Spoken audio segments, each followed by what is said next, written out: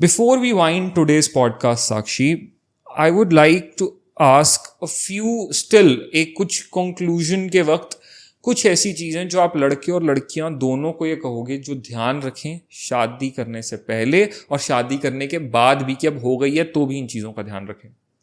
शादी करने से पहले आप सबसे बेटर ये रहेगा कि आप अपने लिए सबसे पहले ना आप खुद प्रिपेयर होने चाहिए शादी के लिए। जब आप खुद मेंटली प्रिपेयर्ड हो कि हाँ मुझे शादी करनी है, मैं किसी के साथ रह सकता हूँ और मैं उसके साथ हर एक चीज़ के अंदर एडजस्ट कर सकता हूँ, एक अच्छी हैप्पी फैमिली मैं बना सकता हूँ, तो ही आप शादी करो, अदरवाइज मत करो। पहला पॉइंट।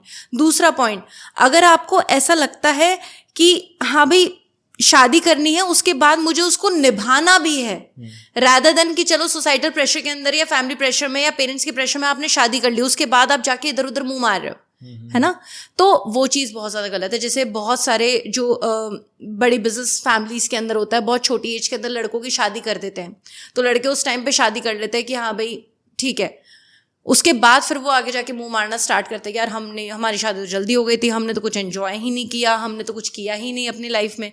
तो वो चीज़ बहुत ज़्यादा गलत है। एज के प्रेशर में शादी कभी मत करो। एज के प्रेशर में मत करो। जब आप पूरी तरीके से मेंटली प्रिपेयर्ड हो तभी आप शादी करो।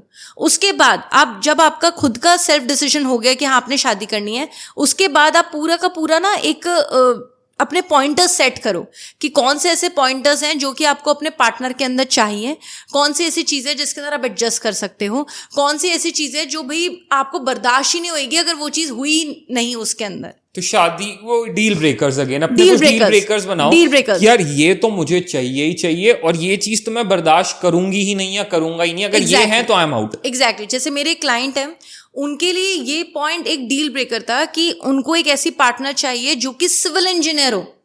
हाँ, उनकी ये जिद है। अब कई लोग होते हैं मेरे पास आते हैं कि हमें गवर्नमेंट वो सर्वेंट से ही शादी करनी है, हमें कोई ऐसा पार्टनर ही चाहिए जो गवर्नमेंट सर्विसेज के अंदर हो, चाहे जितना भी पैसा कमाता हो, कम ज्यादा फर्क नहीं पड़ता, बट गवर्नमेंट का ही वो चाहिए। तो ठीक है ना, आपके जितने भी पॉइंटर्स हैं उनको क्लियरली स्टेट कर दो कि मेरे को ऐसा चाहिए, so you will end up getting the partner you are thinking of. True.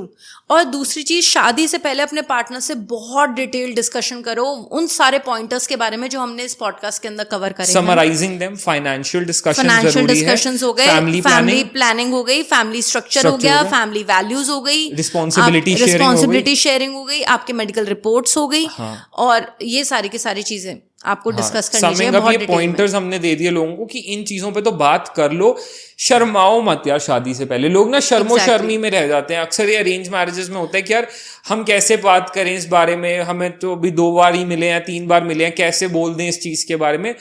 मैंने कई बार देखा है हमारी इंडियन फैमिलीज के अंदर, पेरेंट्स बात नहीं करने देते अरेंज मैरिज के अंदर। शादी से पहले एक बार बात करिए, उससे ज्यादा मत करो, उससे ज्यादा बात मत करो, रिश्ता टूट जाएगा।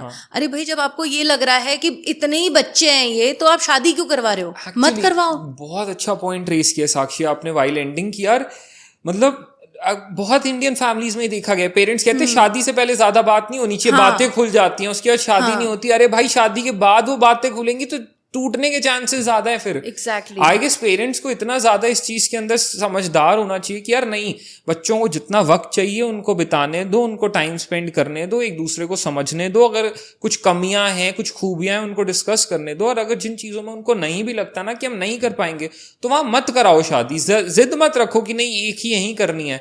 Give them options, give them time, and जहां पे वो खुद कहें वी वांट टू सेटल, वहां पे सेटल हो। एग्जैक्टली। एक बात आती है कोर्टशिप पीरियड की। हाँ। कि कोर्टशिप पीरियड कितना लंबा होना चाहिए, है ना। कोर्टशिप पीरियड इतना छोटा भी ना हो कि आप सामने वाले को पता ना कर पाओ कि वो सामने वाला कैसा है, इतना ज्यादा लंबा भी ना हो कि आप दोनों के बीच में लड़ाइयाँ झगड़े और बहुत ज्यादा स्टार्ट हो जाए। एक एवरेज 6 महीने से साल भर का courtship period is fine. 2-3 months is very less, and 2-2.5 साल का कोर्टशिप इज वेरी लॉन्ग। तो कोर्टशिप पीरियड होना भी बहुत जरूरी है, और उस कोर्टशिप पीरियड के अंदर आप सामने वाले को समझने की कोशिश करो। कई बार क्या होता है, लोगों में ऐसा कहते हैं फर्स्ट साइट लव हो गया है, या फिर हमें तो उससे प्यार है, या आई लव हिम या आई लव हर। ये सारी चीजें ना आपको एक्चुअल में तब महसूस होती है जब आप उस सामने वाले के साथ रहना स्टार्ट करते हो। वो बाद के लिए छोड़ दो, इनिशियली सिर्फ अच्छी चीजें नहीं, बुरी चीजें भी डिस्कस करो। एग्जैक्टली। तो धीरे धीरे आपको समय के साथ पता चलेगा कि सामने वाला कैसा है, तो उसकी बातों से ज्यादा उसके एक्शंस पे ध्यान दो। Talk about both goods and bads, Exactly. क्योंकि अक्सर क्या होता है ना, लोग अपना प्री मैरिटल डिस्कशंस में ना, मीटिंग्स में सिर्फ अच्छी अच्छी चीजों के बारे में बात करते हैं हाँ. कि मेरे में ये अच्छा है, आप में अच्छा है, ये सब. True. ये बात करो कि यार मेरे में ये बुरा है. कोई लड़की है, मेरे को नहीं आता खाना बनाना, वो बोल दे यार मैं किचन में आज तक अपने घर में नहीं गई हूँ, ये कमी है मेरे में. If you can accept me that's good, if you can't so I am just letting you know in advance. तो अगर पहले ये बातें कर लोगे तो हो जाएगी, नहीं होगे तो.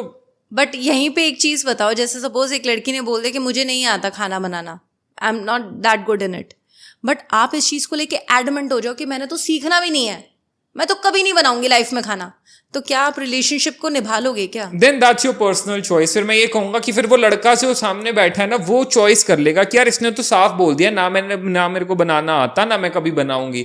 अगर उसको टेबल से उठना है वो तभी उठ जाएगा. अगर कोई ऐसा बहुत ही फिल्दी रिच पर्सन है जो कहे यार हमारे घर में तो 4 कुक्स ऐसे ही बैठे हैं, तेरे को जरूरत ही नहीं है बनाने की, may be for that person that girl would be fine कि यार हमारी मम्मियों ने भी कभी नहीं बनाया, तू भी नहीं बनाएगी तो फर्क नहीं पड़ता. बट नमित यहाँ पे गलत है. मेरा पॉइंट ऑफ व्यू ये है कि आपको ना देखो, आपकी क्या फाइनेंशियल बैकग्राउंड है, जरूरी नहीं है कि वो जीवन भर वैसा ही रहे.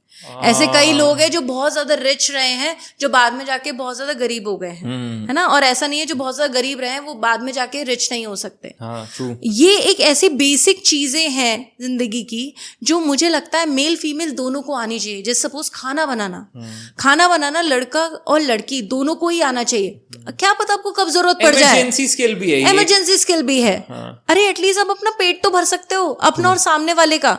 आप इस चीज को लेके एडमेंट हो जाओ कि मैंने तो सीखना ही नहीं है भाई खाना बनाना, तो वो चीज बहुत ज्यादा गलत है. फिर आप रिलेशनशिप में एडजस्ट कैसे कर रहे हो, आप रिलेशनशिप में रह कैसे रहो. आपको रोज तो नहीं बोल रहा ना खाना बनाना, कभी अगर जरूरत पड़ गई भाई सीख लो. हाँ, सर्वेंट नहीं है या कहीं हम ऐसे बाहर हैं जहां पे जरूरत पड़ गई बनाने की तो आता हो, ऐसा ना हो कि यार भूखे मरने वाले काम हो जाए. और मेजरली आदमियों के दिल का रास्ता ना सच में पेट सही होके जाता है. ये बात बिल्कुल सच है. अगर एक लड़की को एक आदमी का दिल जीतना है, प्लीज अच्छा खाना बनाना सीखो. True. अच्छा खाना बनाओगी वो वैसे तुम्हें बहुत पसंद करने लगेगा. Very true.